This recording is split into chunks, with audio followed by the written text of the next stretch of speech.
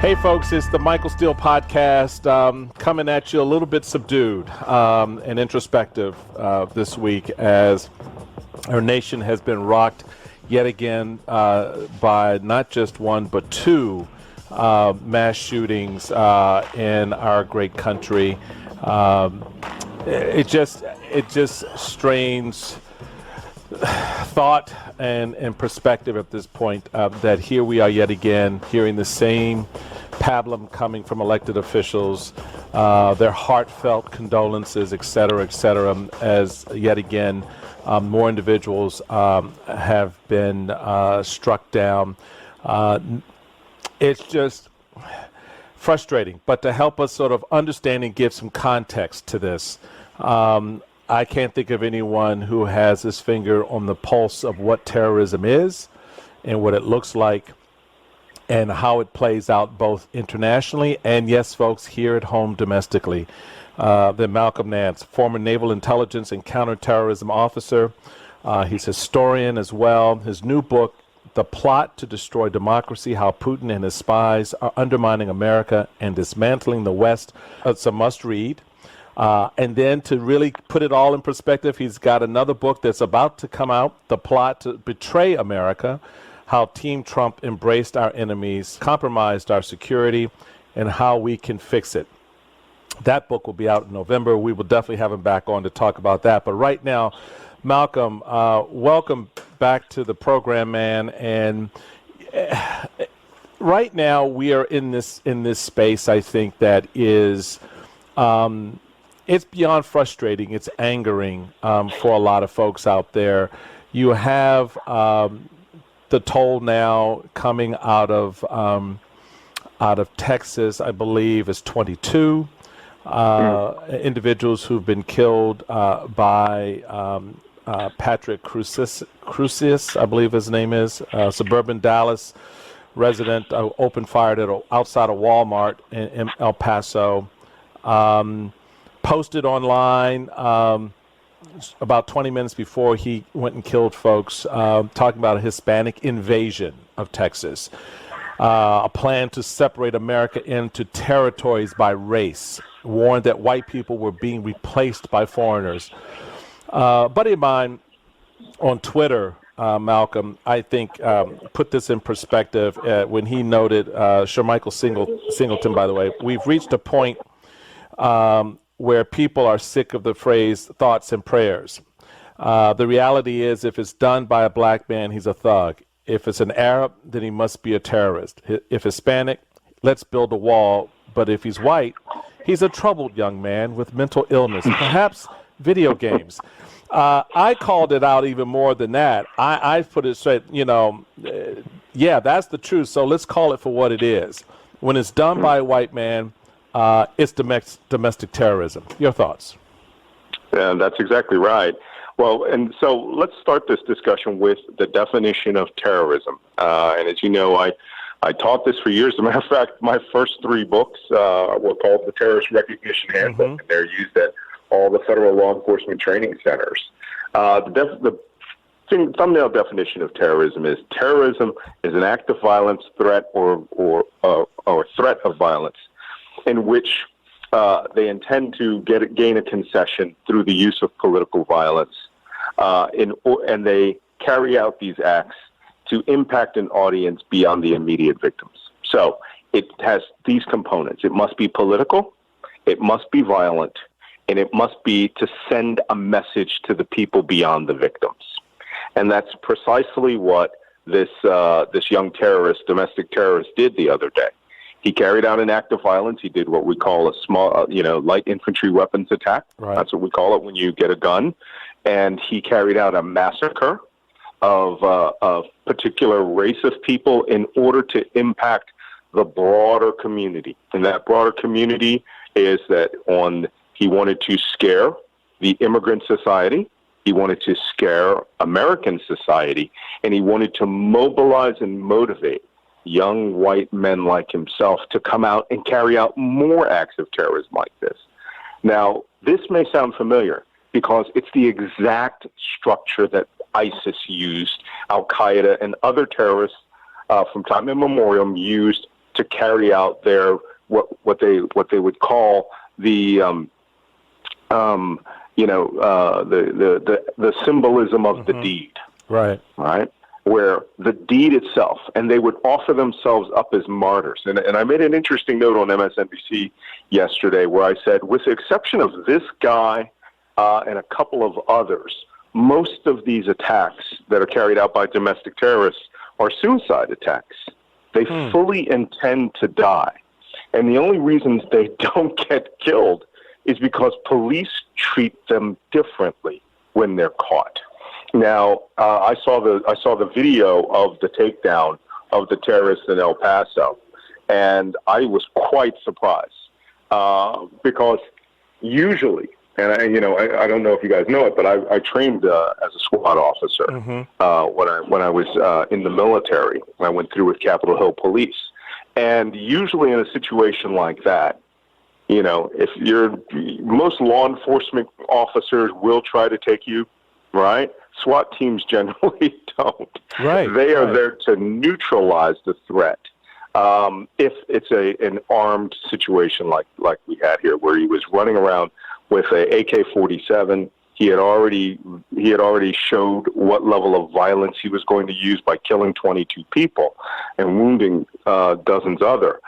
So, he was taken down by undercover policemen, and they blocked him, and he just put his hands up.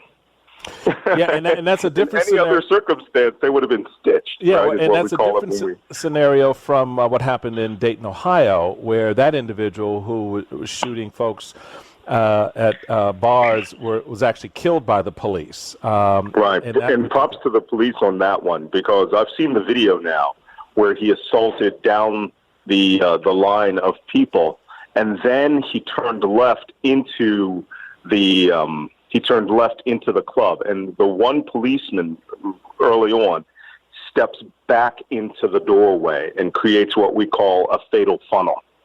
And that policeman had the wherewithal to know he's not getting in this building. And when he turned the corner, he walked right into a wall of bullets by the policeman. That's not normally how it's done. These guys are there. They wear body armor to go along, and they really do intend to die in many of these circumstances. Just like the terrifying image of the Islamic terrorist from ISIS. Well, it just goes to show you the terrorist mindset is, they are about the deed, and if that deed can impact, hundreds of thousands or now millions, quite possibly, and as you notice.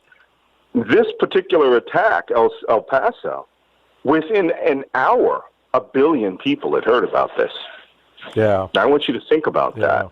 So this is where, they gain their strength, that their sacrifice, like, they view themselves like these German SS officers in World War II.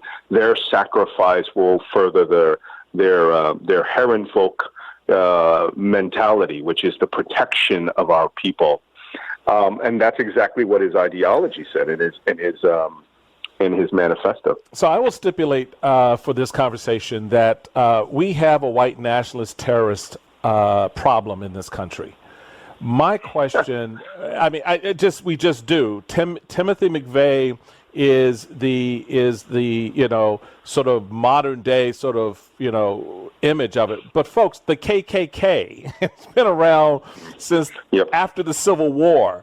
They are a white supremacist terrorist organization.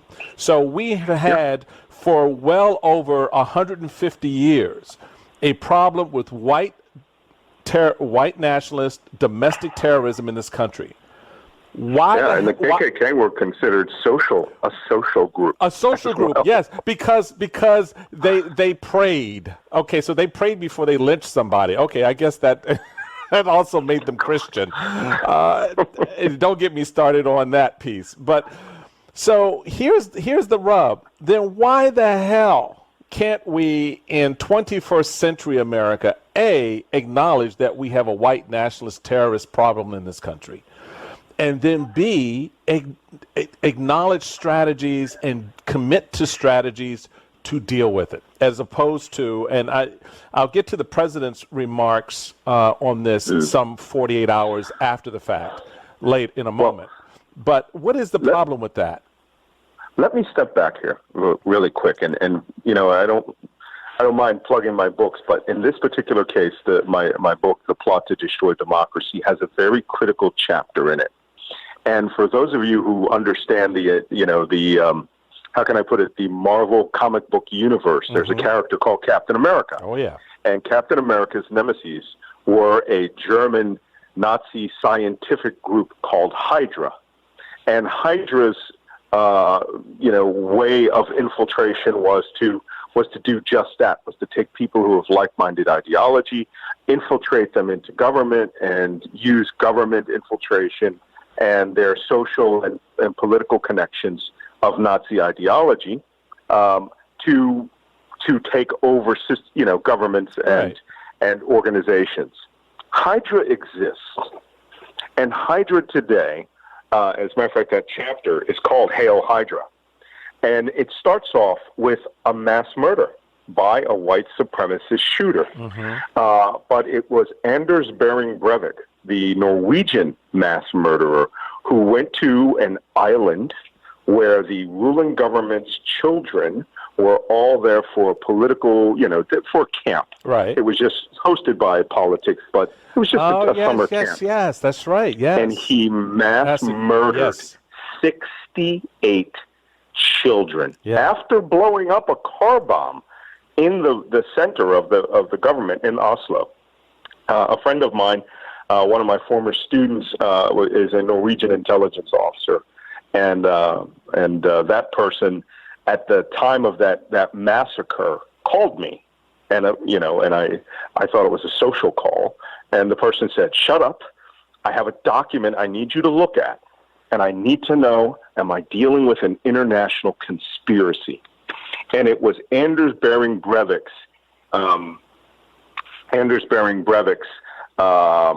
manifesto, 600 pages long.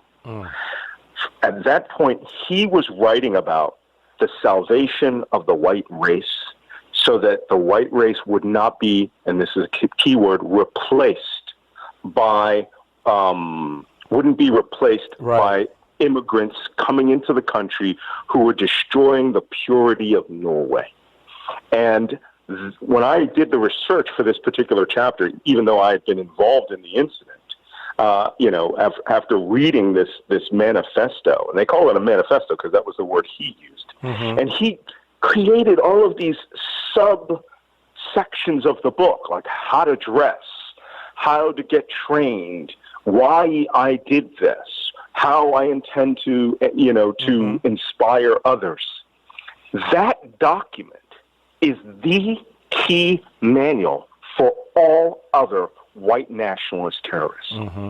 And every time there is one of these mass shootings, there is a miniature version of the Anders Behring Breivik manifesto. And that's why they use the word manifesto, because they do this. It starts off with why I'm doing this, why I'm, what my philosophy is politically, how I prepared for this attack, how we all need to prepare for to stop the replacement of the white race, and then, how you can get involved and you should do it too. And it is absolutely stunning. I mean, the Christchurch, New Zealand terrorist who shot over 50 people dead in a mosque, the shooter in Canada, most people don't remember that, where he shot 6 men dead in a mosque. Virtually all of them have now created a miniature copy of that Anders Behring Breivik's manifesto. He is ground zero for this thing, because he said when he went to trial, he actually, another guy that surrendered, right? I've seen video of him shooting children that was taken from a helicopter.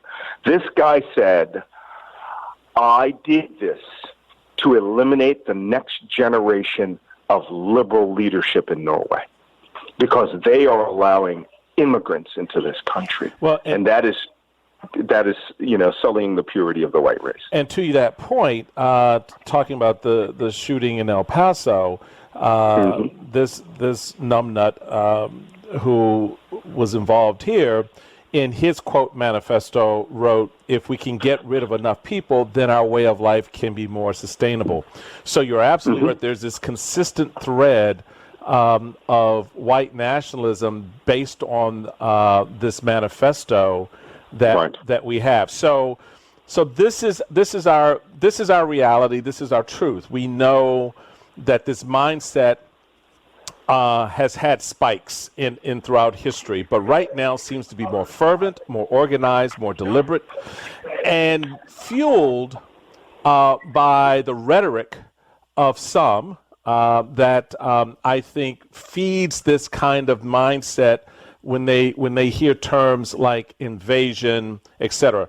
Let's play a couple of clips from what the president's had to say, and as leading up to where we are now when it comes to immigrants. Mexico should step up and stop this onslaught, this invasion into our country. Large, well-organized caravans of migrants are marching toward our southern border. Some people call it an invasion. It's like an invasion. People hate the word invasion, but that's what it is. It's an invasion of drugs and criminals and people. I consider it an invasion. You look at what's marching up, that's an invasion. That's an invasion. When you see these caravans starting out with 20,000 people, that's an invasion. I was badly criticized for using the word invasion. It's an invasion. So you have the president at his rallies talking about how these people are invading us, that they're an infestation, etc. How does that feed this narrative? And then when you listen to what the president said in response today, where he talks about how he wants to, in one voice, our nation must condemn racism, bigotry, and white supremacy. Let's listen to that clip real quick. The shooter in El Paso posted a manifesto online consumed by racist hate. In one voice, our nation must condemn racism, bigotry, and white supremacy. These sinister ideologies must be defeated. Hate has no place in America. Hatred warps the mind, ravages the heart, and devours the soul. Is it me, or does none of this make sense? You cannot say here's an invasion, an infestation, and then in the next breath go, oh, well, by the way, we've got to do something about, these sinister ideologies must be defeated. What's your thought here? What the president's doing? What the president's doing? Mm-hmm. President is coming out front, and he is speaking to the nation, but to his followers, you know what they are hearing? They are not hearing the words that he said. They're hearing two words: Hail Hydra.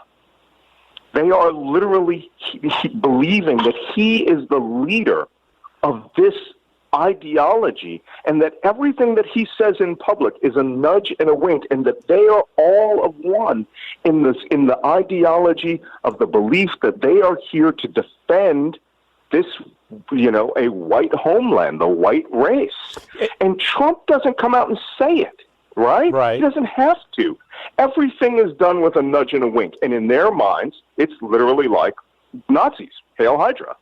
And the reason that I constantly harp on that particular theme is because it's the insidious nature where they are involved at every level of government, right? Mm-hmm. And they know by looking at each other and nudging, winking, that they are all of that ideology. And when it springs forth, right, and it comes out, it's malevolent, and it's intended to take over governments. Donald Trump already controls that government. And these people think that he is one of them. Not only one of them, he is the leader of their movement. And he does everything we would ever imagine to justify and validate that. And so by coming out and saying, we must condemn blah, blah, blah, and white supremacy, every one of them knows Donald Trump is a buffoon, right, who nudges and winks and pulls his chin in. And they understand this as a message that we must remain underground. We must do what we need to do. This is why Stormfront, right, and the neo-Nazi online paper. In the last 3 years, it's had like 1,000% growth. They now feel that their ideological leader is now in charge. There was a Vice News video the other day where they were talking to some people who were these QAnon conspiracy theorists. Right. And they said, "Are you a Republican?" He goes, "Yes, I'm a Republican, but to be quite honest with you, I'm a Trumpican. I don't think Republican covers it anymore." Well, that's where we are. Right. We have a new movement in the United States, okay?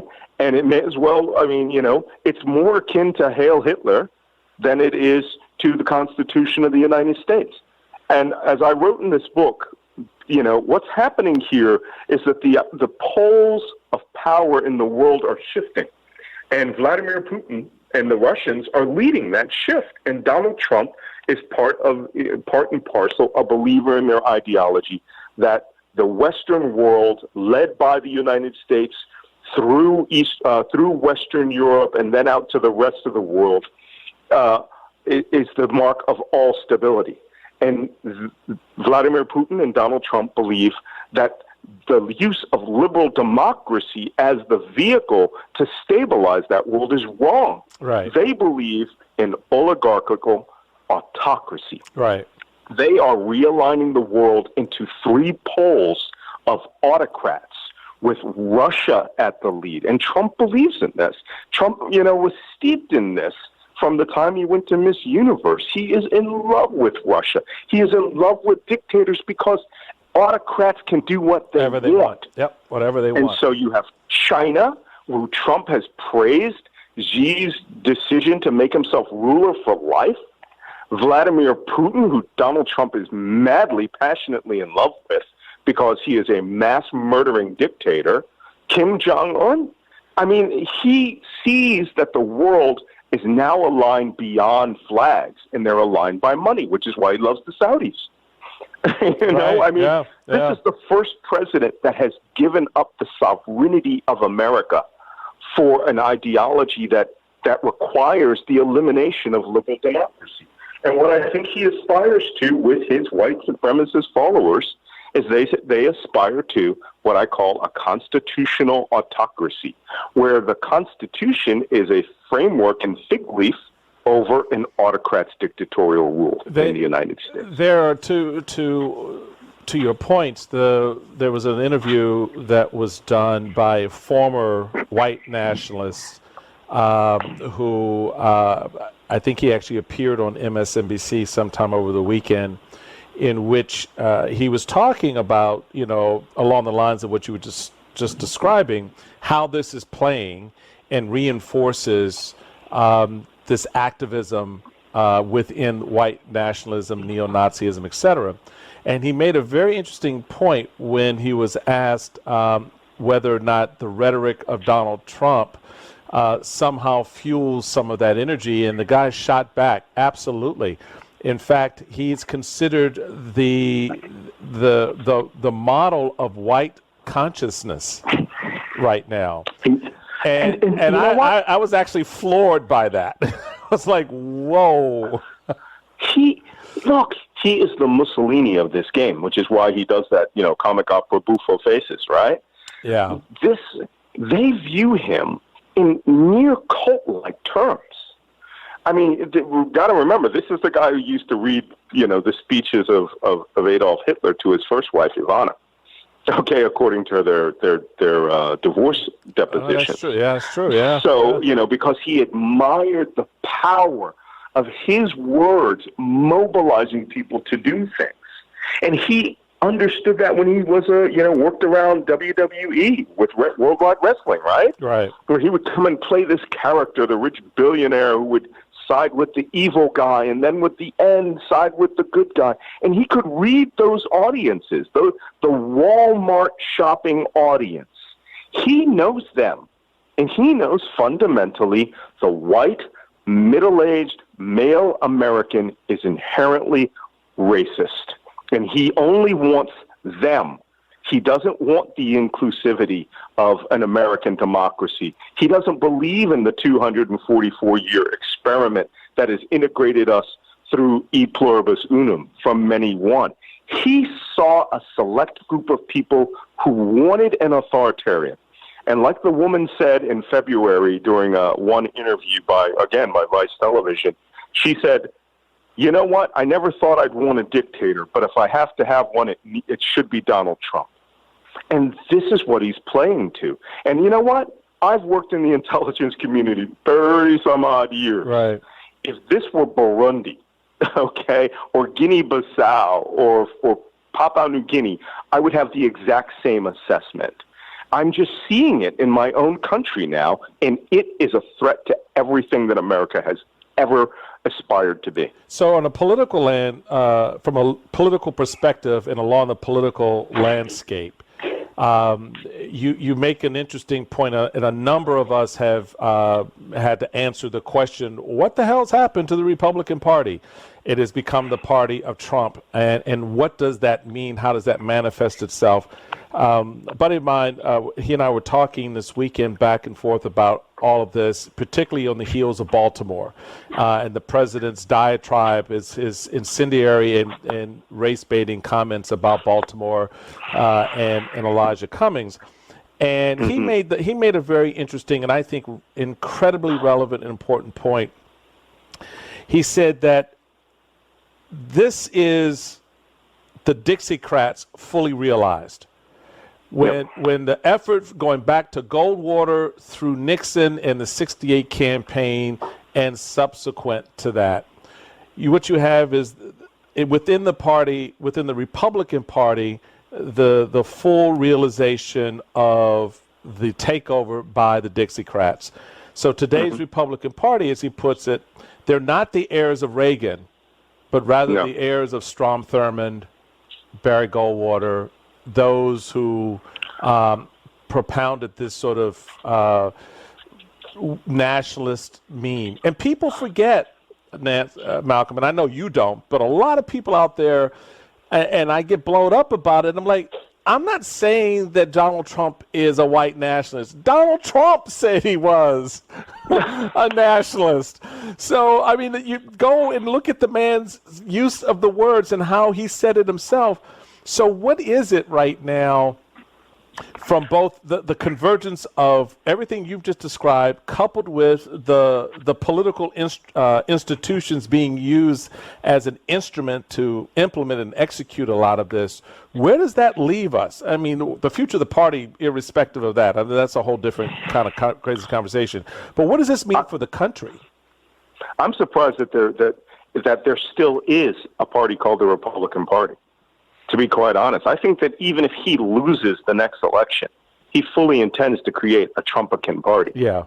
And, hey, full disclosure, I voted for Ronald Reagan in 1980. Yeah. Okay. I was a Republican for a good piece of my military career until I started listening to what the core of the base would say, which is what we're seeing is this massive, octopus-like, manifestation of the worst traits of the followers of the party.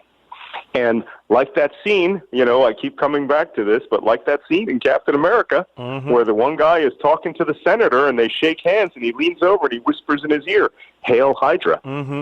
Right? Their loyalties are to the worst, most base components of the racist Dixiecrat Republican ideals. They hate their enemies as physical beings, which means you're set up for what we call eliminationist rhetoric, which is where you fully intend to carry out acts against people. Donald Trump literally, for the first time in American history, was telling people to take action against their enemies. Well, you know what? I worked the Rwanda mission when Operation Turquoise was going down, and people were mass murdering their neighbors with 1 million machetes that the government had bought from China for 50 cents each. So, this couldn't spiral out of control. The problem is that they believe that they are the patriots and that they are wrapped in what they think America is. It's like that old joke from The Onion, right? Right. Man quotes Declaration of Independence, the Pledge of Allegiance and the Constitution to form his belief of what America is. Right. Right. Right. It's not. Right. Right. You just can't pick and choose these tiny little pieces, and then say, okay, well, no one else has rights. So what? There's a Bill of Rights. We don't want. Right. No. Yeah. Exactly. So what are our steps here? How do we? I guess the question is, from your obvious experience, inside intelligence, and knowing how these movements and how these individuals kind of operate, to where we are now. What do you see as a way to deal with this? Is there's got to be something beyond Trump if he is the one who's kind of spearheading a lot of this. What is the countermeasure, or do we just have to go through dark days until enough people see the light and rise up? Well, you used a good word, countermeasures, like we use in the military, and we're popping countermeasures now. The one thing that you can see that they don't like sunlight. Mm-hmm. They do not like to be called out as the racist that they are. And their own countermeasure for a while there, I actually had somebody use this against me when I was in the military. And if you can imagine racism in the intelligence community where there are no windows in your rooms and only one door in and out, right? Right. So you could almost get away with anything. Right. But very early on, I had someone say, the fact that you filed an equal opportunity grievance claim is racist in itself. Recognition of racism to them is the worst racism there could possibly be. But to your point, the president calling Elijah Cummings a racist because Elijah Cummings pushed back and exposed what was going on with the president. It's just amazing. You're absolutely right. It's amazing. So sunlight in this particular instance, where we have actually now, their greatest defense was the fog of decency, right? Mm-hmm. Was having them know that the news media would never use certain words. That the news media and the genteel, people who have coffee clutches and dinner parties would be polite about it. In Georgetown would be extremely polite about it. And what you would have is a brown shirt-like takeover of the government with like-minded people who would all be put in this sort of nepotistic fashion, which is what we saw. A perfect example of that is that quote-unquote press conference with the alt-right social media people the other day, right? These are literally facilitators of racism. Seb Gorka and all these other people who have written anti-Semitic and racist diatribes and cartoons being embraced in the White House, okay? Look, Kirsten Gillibrand wasn't joking when she said we're going to have to clean that White House out with Clorox when it's done. These people are the worst in American history. At least, I got to tell you something. I studied the Civil War for quite a bit of my life. My great-great-grandfather and uncle fought in the Civil War in the U.S. colored troops. Mm-hmm. So the Southerners, who in calling for secession, had an actual legal basis in the Constitution for doing it. And they actually had an ideology that was based on keeping people for their money, their ability to make money. Right. You could actually say that was a more logical argument than what we are seeing now. What we are seeing now is we are seeing people who are infiltrating government through Donald Trump and his personality cult. And they fully intend to destroy it from within. All right? And when they meet, it's Hail Hydra. When we see it, it's we're the White House, and you shouldn't be saying that the president is a racist. They can't stand the sunlight, and they really cannot stand the other 60% of this nation organizing to defend our democracy. But on that point, that's what we have to do. But on that point, Malcolm, what has surprised me at this stage is that we have not seen the galvanizing moments from we the people. There aren't protests out front of the White House, not over gun policy and all that, but just from the moral, cultural aspects of our country, when the president refers to a city the way he has Baltimore, or talks about a situation as he did with Charlottesville, denigrates women, castigates immigrants. I hear you. Where's the outrage? I hear you. And where's the mobilization? Yeah. Right? Where are the people who are supposed to be standing up? I tried to help organize with Fernando Monde, the talk show host, a march a year ago before the election called the March to Save Democracy, where the whole purpose of it was to call out that, hey, democracy itself in America is on the ballot. So I spoke to organizations like Move On and Indivisible God, no interest in protesting. And I got to grant them, their interest was in getting out to vote, and that's great. But you know what? I mean, at some point, it's like in the show The Handmaid's Tale. Yes. They started protesting when the laws had already stripped them of their jobs and said women were second-class citizens and were now going to be rounded up. That's when they started protesting, and then at that point, they just shot all the protesters. Right. Exactly. And where is the national... where's the national mobilization to get out there and fight for this? Okay, and that's why they have the upper hand right now, because I think the calculation is they won't, and it's aided and abetted by, certainly from a political space, Republicans who don't go after the president, and to the extent that they do, a la Justin Amash, they're immediately ostracized, kicked out of the party, and condemned. Yep. Well, that's the strength. They use the strength of people needing jobs. They use the strength of people not wanting to be called out in public. I relish the thought of the day that Donald Trump calls me out. Oh, I know you do. On Twitter. I've spent 2 years now crafting my response to that. I know. And you know how we do it in the military, right? We absorb your insult, and then we turn it around and we make your followers laugh at you. Yes. He does not want to get into that game no, with me, and that's why I'm waiting for it.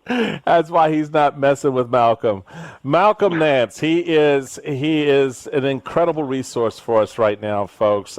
His insights, intelligence, and work on behalf of this country to fight enemies, both foreign and domestic, has been so important. He is the author of a new book, The Plot to Destroy Democracy, How Putin and His Spies Are Undermining America and Dismantling the West, and his upcoming book, which we're going to get into this fall, The Plot to Betray America, How Team Trump Embraced Our Enemies, Compromised Our Security, and How We Can Fix It.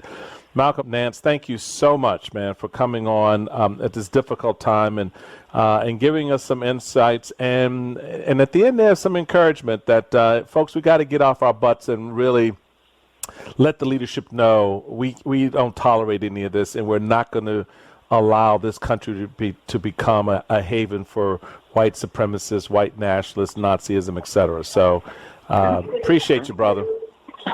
Patriots got to stick together, man. Amen.